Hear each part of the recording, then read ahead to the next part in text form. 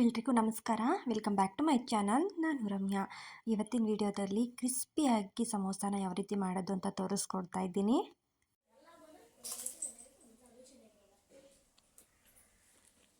Super ಆಗಿದೆ. ಚಟ್ನಿಗೂ ಅದಕ್ಕೂ crispy ಆಗೈತೆ. ಟೇಸ್ಟು ಅಷ್ಟೇ ತುಂಬ ಚೆನ್ನಾಗಿ. ಕ್ರಿಸ್ಪಿಯಾಗಿ ಆನಿಯನ್ ಸಮೋಸನ ಮನೆಯಲ್ಲಿ ಯಾವ ರೀತಿ ಮಾಡೋದು ಅಂತ ತೋರಿಸ್ಕೊಡ್ತಾ ಇದ್ದೀನಿ. ತುಂಬ ಸಿಂಪಲಾಗಿ ಮಾಡ್ಕೋಬೋದು. 3 ಕಪ್ಪಷ್ಟು ಮೈದಾ ಹಿಟ್ಟನ್ನ ತೊಗೋತಾ ಇದ್ದೀನಿ. ಹಾಗೆ ರುಚಿಗೆ ತಕ್ಕಷ್ಟು ಉಪ್ಪು, ಸ್ವಲ್ಪ ಎಣ್ಣೆನ ಸೇರಿಸ್ಕೊಂಡು ಇದನ್ನು ಚೆನ್ನಾಗಿ ಚಪಾತಿ ಹಿಟ್ಟನ್ನ ಅದಕ್ಕೆ ಕಲಿಸ್ಕೊಳ್ಬೇಕು. ತುಂಬಾ ಚೆನ್ನಾಗಿರುತ್ತೆ. ಹಾಗೆ ಸ್ವಲ್ಪ ಗಟ್ಟಿಯಾಗಿ ಕಲಿಸ್ಕೊಂಡ್ರೆ ಸಮೋಸ ತುಂಬ ಚೆನ್ನಾಗಿ ಬರುತ್ತೆ. ಸೊ ಎಣ್ಣೆ ಕಾಯಿಸಿರೋ ಎಣ್ಣೆನೇನೋ ನಾನು ಯೂಸ್ ಮಾಡ್ತಾ ಇಲ್ಲ. ಆದರೂ ಕ್ರಿಸ್ಪಿಯಾಗಿ ಹೇಗೆ ಬರುತ್ತೆ ಅಂತ ಕೇಳಿದ್ರೆ ಈ ವಿಡಿಯೋನ ಕೊನೆವರೆಗೂ ನೋಡಿ ಗೊತ್ತಾಗುತ್ತೆ. ಹಾಗೆ ಹೊಸದಾಗಿ ನೋಡ್ತಾ ಇದ್ರೆ ದಯವಿಟ್ಟು ಸಬ್ಸ್ಕ್ರೈಬ್ ಮಾಡ್ಕೊಂಡು ನೋಡಿ. ಹಾಗೆ ಲೈಕ್ ಮಾಡಿ, ಶೇರ್ ಮಾಡಿ, ಕಮೆಂಟ್ ಮಾಡಿ. ದಯವಿಟ್ಟು ನಮ್ಮ ಚಾನಲ್ಗೆ ಸಪೋರ್ಟ್ ಮಾಡಿ. ಈಗ ನೋಡ್ತಾ ಇರ್ಬೋದು, ನಾನು ಚಪಾತಿ ಹಿಟ್ಟಿನ ಅದಕ್ಕೆ ಕಲಿಸ್ಕೊಂಡು ಒಂದು ಪ್ಲೇಟ್ನ ಮುಚ್ಚಿ ಎತ್ತಿಟ್ಕೊತಾ ಇದ್ದೀನಿ. ನೆಕ್ಸ್ಟ್ ಒಂದು ಬಾಣಲೆನ ಇಟ್ಕೊಂಡು ನಾವೀಗ ಈರುಳ್ಳಿ ಸ್ಟಫಿಂಗ್ ಮಾಡ್ಕೊಳ್ಳೋಣ. ನೆಕ್ಸ್ಟು ಒಂದು ಸ್ವಲ್ಪ ಬಾಣಲೆನ ಕಾಯಿಸ್ಕೊಂಡು ಎಣ್ಣೆನ ಹಾಕ್ಕೋಬೇಕು. ಎಣ್ಣೆನ ಹಾಕ್ಕೊಂಡು ಸಣ್ಣದಾಗಿ ಉದ್ದಕ್ಕೆ ಕಟ್ ಮಾಡ್ಕೊಂಡಿರುವಂತಹ ಈರುಳ್ಳಿನ ಒಂದು ಬೌಲಷ್ಟು ತೊಗೊಂಡಿದ್ದೀನಿ ನಾನಿಲ್ಲಿ. ಇದನ್ನು ಸೇರಿಸ್ಕೊಂಡು ಚೆನ್ನಾಗಿ ಇದನ್ನು ಫ್ರೈ ಮಾಡ್ಕೋಬೇಕು. 1 ರಿಂದ 2 ಹಸಿಮೆಣಸಿನಕಾಯಿನ ಸಣ್ಣದಾಗಿ ಕಟ್ ಮಾಡ್ಕೊಳ್ಳಿ. ತುಂಬಾ ಚೆನ್ನಾಗಿರುತ್ತೆ. ಸ್ವಲ್ಪ ಈರುಳ್ಳಿ ಎಲ್ಲ ಫ್ರೈ ಆದಮೇಲೆ ಇವಾಗ ನಾನು ಶುಂಠಿ ಬೆಳ್ಳುಳ್ಳಿ ಪೇಸ್ಟ್ನ ಹಾಕೊಳ್ತಾ ಇದ್ದೀನಿ. ಇದು ಹಾಕೋದ್ರಿಂದ ತುಂಬ ಟೇಸ್ಟ್ ಚೆನ್ನಾಗಿರುತ್ತೆ. ಹಾಗೆ ಇದೆಲ್ಲ ಚೆನ್ನಾಗಿ ಹಸಿ ವಾಸನೆ ಹೋಗೋವರೆಗೂ ಚೆನ್ನಾಗಿ ಫ್ರೈ ಮಾಡಿಕೊಂಡು ನಂತರ ಸ್ವಲ್ಪ ರುಚಿಗೆ ತಕ್ಕಷ್ಟು ಉಪ್ಪನ್ನ ಹಾಕ್ಕೊಳ್ಬೇಕಾಗುತ್ತೆ. ಇಲ್ಲಿ ನೋಡ್ತಾ ಇರ್ಬೋದು, ನಾನು ಇದೇ ರೀತಿ ನಾನು ಶೂಟ್ ಮಾಡ್ಕೊಳ್ಳೋದು. ಒಂದು ಯಾವ್ದಾದ್ರು ರೆಸಿಪಿ ಮಾಡಬೇಕು ಅಂತ ಹೇಳಿದ್ರೆ ತುಂಬಾ ರಿಸ್ಕ್ ಇದೆ. ದಯವಿಟ್ಟು ಸಪೋರ್ಟ್ ಮಾಡಿ. ಹಾಗೆ ತುಂಬ ಕಷ್ಟಪಡ್ತೀವಿ. ನೆಕ್ಸ್ಟ್ ಧನಿಯಾ ಪುಡಿ, ಗರಂ ಮಸಾಲ, ಅಚ್ಕಾರದ ಪುಡಿನೂ ಸೇರಿಸ್ಕೊಂಡು ಇದನ್ನು ಚೆನ್ನಾಗಿ ಫ್ರೈ ಮಾಡ್ಕೊಳ್ಬೇಕು. ಜಾಸ್ತಿ ಫ್ರೈ ಮಾಡಿಕೊಂಡ್ರೆ ಚೆನ್ನಾಗಿರಲ್ಲ, ಸ್ವಲ್ಪ ಮೀಡಿಯಮ್ ಆಗೇ ಇರಲಿ. ಹಾಗೆ ನೆಕ್ಸ್ಟ್ ಕೊತ್ತಂಬರಿ ಸೊಪ್ಪನ್ನ ಹಾಕ್ಕೊಂಡು ನೆಕ್ಸ್ಟ್ ಇದು ರೆಡಿ ಆಗುತ್ತೆ. ನೆಕ್ಸ್ಟ್ ಇವಾಗ ನಾವು ಸಮೋಸ ಸೀಟನ್ನ ಇವಾಗ ರೆಡಿ ಮಾಡ್ಕೊಳ್ಳೋಣ. ನೆಕ್ಸ್ಟ್ ಇವಾಗ 10 ನಿಮಿಷ ಈ ಒಂದು ಹಿಟ್ಟನ್ನ ನೆನೆಸಿಟ್ಟಿದ್ವಿ ಅಲ್ವಾ, ಸೊ ಇದನ್ನು ಚೆನ್ನಾಗಿ ನಾದಿಸ್ಕೊಂಡು ಇದನ್ನು ಚೆನ್ನಾಗಿ ಉಂಡೆಗಳನ್ನಾಗಿ ಮಾಡ್ಕೊಳ್ಬೇಕಾಗುತ್ತೆ. ಒಂದೇ ಸಮ ಬರಬೇಕು ಅಂತ ಹೇಳಿದ್ರೆ ಇದನ್ನು ನೀಟಾಗಿ ರೋಲ್ ಥರ ಮಾಡಿ ಸಣ್ಣದಾಗಿ ಕಟ್ ಮಾಡಿಕೊಂಡ್ರೆ ಒಂದೇ ಸಮ ಬರುತ್ತೆ. ಸೊ ಹಾಗಾಗಿ ನಾನು ಈ ಥರ ಮಾಡ್ಕೊಳ್ತಾ ಇದ್ದೀನಿ. ತುಂಬ ಕರೆಕ್ಟಾಗಿ ಮಾಡ್ಕೊಳ್ಬೋದು ಈ ಥರ ಆದರೆ. ಈ ರೀತಿಯಾಗಿ ಕಟ್ ಮಾಡಿಕೊಂಡು ಉಂಡೆಗಳನ್ನಾಗಿ ರೆಡಿ ಮಾಡಿ ಇಟ್ಕೊಂಡ್ರೆ ಮಾಡೋದಕ್ಕೂ ಕೂಡ ಸುಲಭ ಆಗುತ್ತೆ. ತೆಳ್ಳಗೆ ಲಟ್ಟಿಸ್ಕೊಳ್ಬೇಕಾಗುತ್ತೆ. ಇದನ್ನು ಆದಷ್ಟು ತೆಳ್ಳಗೆ ಮಾಡಿಕೊಂಡ್ರೆ ಒಳ್ಳೆಯದು. ತುಂಬ ಮಂದ ಆಗಿಬಿಟ್ರೆ ಚೆನ್ನಾಗಿ ಬರಲ್ಲ. ಸೊ ಹಾಗಾಗಿ ಪ್ರತಿಯೊಂದನ್ನು ಇದೇ ಥರ ಲಟ್ಟಿಸ್ಕೊಂಡು ಸ್ವಲ್ಪ ನಾವು ಬೇಯಿಸ್ಕೊಳ್ಬೇಕಾಗುತ್ತೆ. ನೋಡಿ, ಇಷ್ಟಾಗಿದ್ರೆ ಸಾಕಾಗುತ್ತೆ. ನಾನು ಇವಾಗ ಎಲ್ಲನೂ ಕೂಡ ಲಟ್ಟಿಸ್ಕೊಂಡು ಇವಾಗ ತವಾನ ಇಟ್ಕೊತಾ ಇದ್ದೀನಿ ಬಿಸಿ ಮಾಡಿಕೊಂಡು. ತವ ಎಲ್ಲ ಕಾದಾದ್ಮೇಲೆ ಸ್ವಲ್ಪ ಅದನ್ನ ಸ್ವಲ್ಪನೇ ಬೇಯಿಸ್ಕೊಳ್ಬೇಕು. ಆ ಕಡೆ ಒಂದು 2 ಸೆಕೆಂಡ್, ಈ ಕಡೆ 1 ಸೆಕೆಂಡ್ ಬೇಯಿಸ್ಕೊಂಡ್ರೆ ಸಾಕಾಗುತ್ತೆ. ಜಾಸ್ತಿ ಏನು ಬೇಯಿಸೋ ಅವಶ್ಯಕತೆ ಇಲ್ಲ. ಸೊ ಈ ಥರ ಮಾಡಿಕೊಂಡು ಮಾಡೋದ್ರಿಂದ ಆನಿಯನ್ ಸಮೋಸ ತುಂಬ ಕ್ರಿಸ್ಪಿಯಾಗಿ ಬರುತ್ತೆ. ಸೊ ಹಾಗಾಗಿ ಈ ರೀತಿ ಮಾಡ್ಕೊಳ್ಬೋದು. ನೆಕ್ಸ್ಟ್ ಇವಾಗ ನಾನು ಪ್ರತಿಯೊಂದನ್ನು ಕೂಡ ಇದೇ ಥರ ಮಾಡಿ ಎತ್ತಿಟ್ಕೊತಾ ಇದ್ದೀನಿ. ತುಂಬಾ ಚೆನ್ನಾಗಿರುತ್ತೆ. ನೀವು ಒಂದ್ಸಲ ಟ್ರೈ ಮಾಡಿ ನೋಡಿ. ಈ ಥರ ಬಂದಿದೆ ಅಲ್ಲ, ಇದನ್ನು ನಾವು ಸ್ಟೋರ್ ಮಾಡಿಕೊಂಡು ಇಟ್ಕೊಳ್ಬೋದು. ನಾವು ಯಾವಾಗ ಬೇಕು ಆವಾಗ ಸಮೋಸ ಮಾಡಿಕೊಂಡು ತಿನ್ಬೋದು.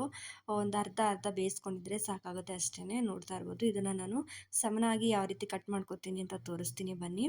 ಈ ರೀತಿಯಾಗಿ ಕಟ್ ಮಾಡ್ಕೊಂಡು ಸಮೋಸ ಸೀಟು ತುಂಬಾ ಚೆನ್ನಾಗಿ ಕರೆಕ್ಟಾಗಿ ಬರುತ್ತೆ. ಸೊ ಹಾಗಾಗಿ ಈ ರೀತಿ ಮಾಡ್ಕೊತಾ ಇದ್ದೀನಿ. 4 ಕಡೆ ಇದೇ ಥರ ನಾವು ಕಟ್ ಮಾಡ್ಕೊಳ್ಬೇಕು, ಆವಾಗ ನೀಟಾಗಿ ಬರುತ್ತೆ. ಸೊ ಇಲ್ಲಿ ನೋಡ್ತಾ ಇರ್ಬೋದು, ಈ ರೀತಿ ಮಾಡ್ಕೊಂಡು ಮಾಡಿದ್ರೆ ಕರೆಕ್ಟ್ ಸೈಜಲ್ಲಿ ಬರುತ್ತೆ. ಸೊ ಹಾಗಾಗಿ ಈ ರೀತಿ ಮಾಡ್ಕೊತಾ ಇದ್ದೀನಿ.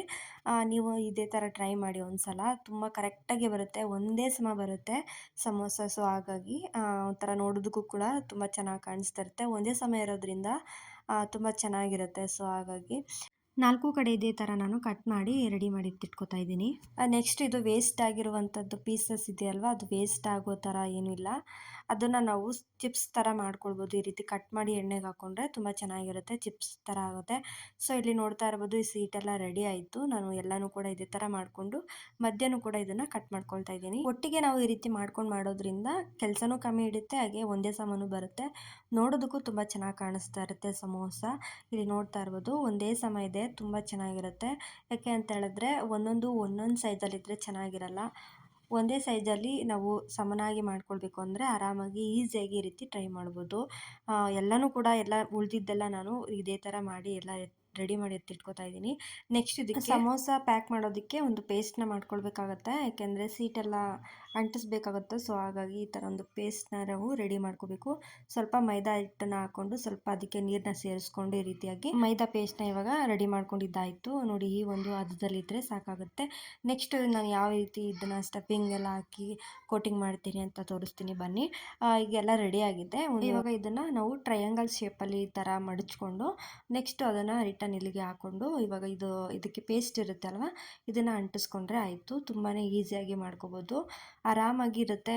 ಈಸಿಯಾಗಿ ಮನೆಯಲ್ಲೇ ಮಾಡಿಕೊಡುವಂಥ ಒಂದು ರೆಸಿಪಿ. ನೆಕ್ಸ್ಟ್ ಇದಕ್ಕೆ ಆನಿಯನ್ ಸ್ಟಫಿಂಗ್ನ ಹಾಕ್ಕೊಂಡು ನಾವು ಅದಕ್ಕೂ ಸ್ವಲ್ಪ ಪೇಸ್ಟ್ನ ಅಂಟಿಸ್ಕೊಂಡು ಹಾಕೊಂಡ್ರೆ ಆಯಿತು.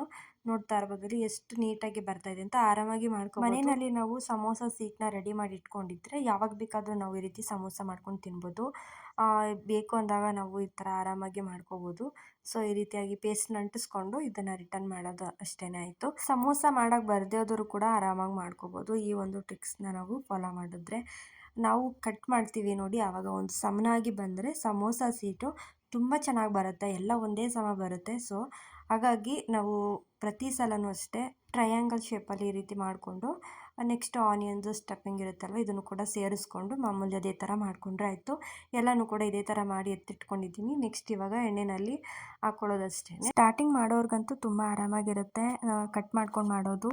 ಪ್ರತಿಯೊಂದೂ ಇದೇ ಥರ ನಾವು ಎಲ್ಲನೂ ಸೆಟ್ ಮಾಡಿಕೊಂಡು ಎತ್ತಿಟ್ಕೊಂಡಿರಬೇಕು. ನೆಕ್ಸ್ಟ್ ಎಣ್ಣೆ ಕಾಯಿಸೋದಕ್ಕೆ ಇಟ್ಕೊಂಡು ಎಣ್ಣೆ ಕಾದ ನಂತರ ಒಂದೊಂದಾಗಿ ಇದನ್ನು ಹಾಕ್ಕೊಂಡ್ರೆ ಆಯಿತು. ಇವಾಗೆಲ್ಲನೂ ಕೂಡ ನಾನು ರೆಡಿ ಮಾಡಿ ಎತ್ತಿಟ್ಕೊಂಡಿದ್ದೀನಿ. ನೆಕ್ಸ್ಟ್ ಇವಾಗ ಎಣ್ಣೆನೂ ಕೂಡ ಕಾಯಿಸೋದಕ್ಕೆ ಇಡ್ತಾ ಇದ್ದೀನಿ. ಎಣ್ಣೆ ಕೂಡ ಕಾದಾಯಿತು. ಇವಾಗ ಎಣ್ಣೆ ಕಾದಿದೆಯಾ ಇಲ್ವಾ ಅಂತ ಚೆಕ್ ಮಾಡ್ಕೊತಾ ಇದ್ದೀನಿ. ಎಣ್ಣೆ ಈ ಒಂದು ಅದಕ್ಕೆ ಕಾದಿದ್ರೆ ಸಾಕಾಗುತ್ತೆ. ಲೋ ಫ್ಲೇಮಲ್ಲೇ ಇರಲಿ, ಆದಷ್ಟು ಜಾಸ್ತಿ ಕಾವಲ್ಲಿ ಇಟ್ಕೊಂಡು ಮಾಡೋಕ್ಕೆ ಹೋಗ್ಬಿಡಿ, ಸಿದೋಗ್ಬಿಡುತ್ತೆ, ಚೆನ್ನಾಗಿ ಬರಲ್ಲ. ಸೊ ಹಾಗಾಗಿ ಈ ರೀತಿಯಾಗಿ ಒಂದೊಂದೇ ಹಾಕ್ಕೊಂಡು ಇದನ್ನು ನಿಧಾನವಾಗಿ ಬೇಯಿಸ್ಕೊಳ್ಬೇಕಾಗತ್ತೆ. ನಿಧಾನವಾಗಿ ಬೇಯಿಸಿದ್ರೆ ಒಳ್ಳೆಯದು. ನೀಟಾಗಿ ಒಳಗಡೆ ಎಲ್ಲ ಬೇಯುತ್ತೆ, ಮೇಲ್ಗಡೆ ಕ್ರಿಸ್ಪಿಯಾಗಿರುತ್ತೆ. ಸೊ ಗೋಲ್ಡನ್ ಬ್ರೌನ್ ಬರೋವರೆಗೂ ಈ ಒಂದು ಅದಕ್ಕೆ ಬೇಯಿಸ್ಕೊಂಡು ಎತ್ತಿಟ್ಕೊಂಡ್ರೆ ಆಯಿತು. ಸಮೋಸ ಅಂದರೆ ಯಾರಿಗಿಷ್ಟ ಇಲ್ಲ ಹೇಳಿ, ಚಿಕ್ಕವರಿಂದ ದೊಡ್ಡವರವರೆಗೂ ತುಂಬ ಇಷ್ಟಪಟ್ಕೊಂಡು ತಿಂತಾರೆ. ಸೊ ನಾವು ಹೊರಗಡೆ ತೊಗೊಂಡು ತಿನ್ನೋದಕ್ಕಿಂತ ಮನೆಯಲ್ಲೇ ಈ ರೀತಿಯಾಗಿ ಸಿಂಪಲ್ಲಾಗಿ ಮಾಡ್ಕೊಳ್ಬೋದು. ತುಂಬಾ ಟೇಸ್ಟಿಯಾಗಿರುತ್ತೆ, ಆರೋಗ್ಯವಾಗೂ ಕೂಡ ಇರುತ್ತೆ.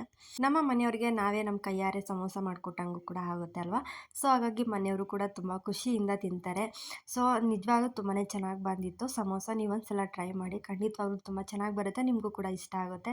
ನೆಕ್ಸ್ಟ್ ಇಲ್ಲಿ ನೋಡ್ತಾ ಇರ್ಬೋದು, ನಾನು ಆವಾಗಲೇ ಹೇಳಿದೆ ಅಲ್ವಾ, ಒಂದು ಸ್ವಲ್ಪ ವೇಸ್ಟ್ ಆಗಿರುವಂಥದ್ದು ಕಟ್ ಮಾಡ್ಕೊಂಡಿದ್ದು ಪೀಸಸ್ ಇತ್ತಲ್ವ. ಸೊ ಇದನ್ನು ಕೂಡ ನಾನು ಕಾಯಿಸಿರೋ ಎಣ್ಣೆಗೆ ಈ ರೀತಿ ಹಾಕೊಳ್ತಾ ಇದ್ದೀನಿ. ಇದಂತೂ ತುಂಬಾ ಚೆನ್ನಾಗಿ ಬಂದಿತ್ತು, ಕ್ರಿಸ್ಪಿಯಾಗಿ ತುಂಬ ಒಂಥರ ಚಿಪ್ಸ್ ಥರನೇ ಇತ್ತು, ತುಂಬ ಚೆನ್ನಾಗಿ ಬಂದಿತ್ತು. ಸೊ ಈ ರೀತಿಯಾಗಿ ಮಾಡಿಕೊಂಡು ಇದನ್ನು ಕೂಡ ಎತ್ತಿಟ್ಕೊಂಡ್ವಿ. ಮಕ್ಳಿಗಂತೂ ಅವಾಗವಾಗ ಏನಾದರೂ ಸ್ನ್ಯಾಕ್ಸ್ ಕೇಳ್ತಾನೆ ಇರ್ತಾರೆ. ಸೊ ಇದೊಂದು ರೆಸಿಪಿ ಥರನೇ ಆಯಿತು, ಇದೊಂಥರ ಸ್ನ್ಯಾಕ್ಸ್ ಥರನೇ ಆಯಿತು, ತುಂಬಾ ಇಷ್ಟ ಆಯಿತು ಕೂಡ. ಇದು ತುಂಬ ಚೆನ್ನಾಗಿ ಬಂದಿತ್ತು. ಹಾಗೆ ಮಕ್ಕಳಿಗೆ ಹೊರಗಡೆ ಅದು ಇದು ಸ್ನ್ಯಾಕ್ಸ್ ಕೊಡಿಸೋದಕ್ಕಿಂತ ನಾವೇ ಮನೆಯಲ್ಲಿ ಈ ರೀತಿಯಾಗಿ ಡಿಫ್ರೆಂಟಾಗಿ ಮಾಡಿಕೊಟ್ಟಂಗೂ ಆಗುತ್ತೆ, ಇಷ್ಟನೂ ಆಗುತ್ತೆ, ಟೇಸ್ಟು ಕೂಡ ಚೆನ್ನಾಗಿರುತ್ತೆ. ಹಾಗೆ ಸ್ವಲ್ಪ ಚಟ್ನಿ ಮಾಡ್ಕೊಳ್ಳೋಣ ಅಂತೇಳಿ ಮಾಡ್ಕೊಳ್ತಾ ಇದ್ದೀವಿ. ಒಂದು 4 ಹಸಿಮೆಣಸಿನಕಾಯಿ, ಪುದೀನ ಸೊಪ್ಪು 1 ಹಿಡಿಯಷ್ಟು, ಕೊತ್ತಂಬರಿ ಸೊಪ್ಪು 1 ಹಿಡಿಯಷ್ಟು, ಹಾಗೆ ಶುಂಠಿ ಒಂದು 2 ಇಂಚಷ್ಟು, 4-5 ಬೆಳ್ಳುಳ್ಳಿ, ಸ್ವಲ್ಪ ಕಡಲೆ, ಹಾಗೆ ಸ್ವಲ್ಪ ಒಂಚೂರು ಜೀರಿಗೆ ಪುಡಿನ ಸೇರಿಸ್ಕೊಳ್ತಾ ಇದ್ದೀವಿ. ಹಾಗೆ ರುಚಿಗೆ ತಕ್ಕಷ್ಟು ಉಪ್ಪನ್ನ ಸೇರಿಸ್ಕೊಂಡು ಇದನ್ನು ಸ್ವಲ್ಪ ತರತರಿಯಾಗಿ ರುಬ್ಕೊಂಡ್ರೆ ಆಯಿತು, ತುಂಬಾ ಟೇಸ್ಟಿಯಾಗಿ. ಹಾಗೆ ಚಟ್ನಿನೂ ಕೂಡ ರೆಡಿ ಆಯಿತು. ಅದಕ್ಕೆ 1 ಸ್ಪೂನಷ್ಟು ಸಕ್ಕರೆನ ಸೇರಿಸ್ಕೊಂಡು ಮಿಕ್ಸ್ ಮಾಡ್ಕೊತಾ ಇದ್ದೀವಿ. ತುಂಬಾ ಟೇಸ್ಟಿಯಾಗಿರುತ್ತೆ, ಈ ಥರ ಟ್ರೈ ಮಾಡಿ. ಹಾಗೆ ಇವಾಗ ಸಮೋಸ ಎಲ್ಲ ರೆಡಿ ಆಯಿತು. ಇವಾಗ ಮಕ್ಕಳಿಗೆ ಹಾಕ್ಕೊಡ್ಬೇಕು, ತುಂಬಾ ವೆಯ್ಟ್ ಮಾಡ್ತಿದ್ದಾರೆ ಹೇಗೆ ಬಂದಿದೆ ಅಂತ ನೋಡೋದಕ್ಕೆ. ಹಾಗೆ ಇವಾಗ ಕ್ರಿಸ್ಪಿಯಾಗಿ ಬಂದಿದೆ, ಯಾವ ಥರ ಬಂದಿದೆ ಅಂತ ನೋಡಿ.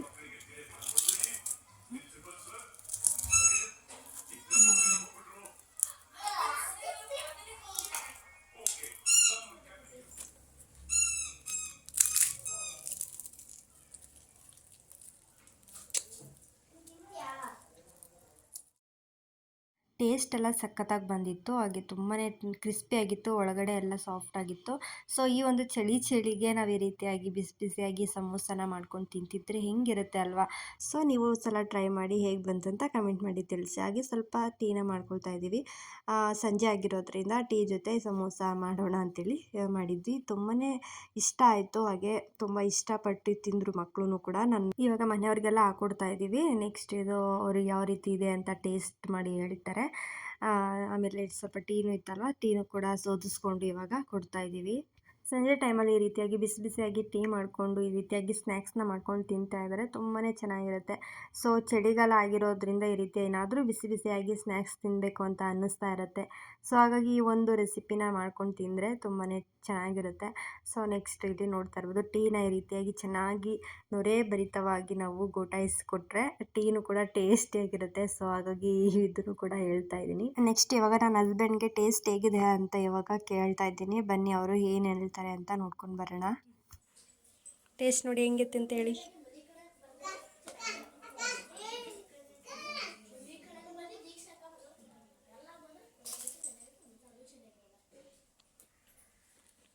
ಸೂಪರ್ ಆಗಿದೆ, ಚಟ್ನಿಗೂ ಅದಕ್ಕೂ ಕ್ರಿಸ್ಪಿ ಆಗೈತೆ, ಟೇಸ್ಟು ಅಷ್ಟೇ ತುಂಬ ಚೆನ್ನಾಗಿ ಬಂದೈತೆ. ನೀವು ಒಂದ್ಸಲ ಟ್ರೈ ಮಾಡಿ. And the beat goes right. Lula lula lazy, lazy kanda lazy. Sitting in the wind, say la la la la. Take a piece. ಮಕ್ಕಳು ಆಟ ಆಡ್ತಾ ಇದ್ದಾರೆ, ಬನ್ನಿ ಊರಿಗೂ ಕೂಡ ಟೇಸ್ಟ್ ಹೇಗಿದೆ ಅಂತ ಕೇಳ್ಕೊಂಡು ಬರೋಣ. ಟೇಸ್ಟ್ ನೋಡಿ. ಏನಿದು? ವಾವ್, ಸಮೋಸ. ವಾವ್.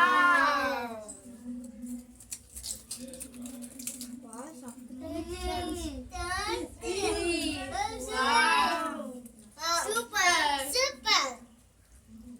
ತಿನ್ನುವ. ತಗೊಳ್ಳಿ, ಚಟ್ನಿ ಎತ್ಕೊ. ಮಕ್ಳಿಗೂ ಕೂಡ ತುಂಬ ಇಷ್ಟ ಆಯಿತು. ಇವ್ರು ಖುಷಿ ಪಟ್ಕೊಂಡು ತಿಂದಿದ್ದು ನನಗಂತೂ ತುಂಬ ಖುಷಿ ಆಯಿತು. ಸೊ ಈ ವಿಡಿಯೋ ನಿಮ್ಗೆ ಇಷ್ಟ ಆಯಿತು ಅಂತ ಅನ್ಕೋತೀನಿ. ದಯವಿಟ್ಟು ಇಷ್ಟ ಆಗಿದ್ದರೆ ಲೈಕ್ ಮಾಡಿ, ಶೇರ್ ಮಾಡಿ, ಕಮೆಂಟ್ ಮಾಡಿ. ಮುಂದಿನ ವಿಡಿಯೋದಲ್ಲಿ ಸಿಗ್ತೀನಿ. Thank you for watching.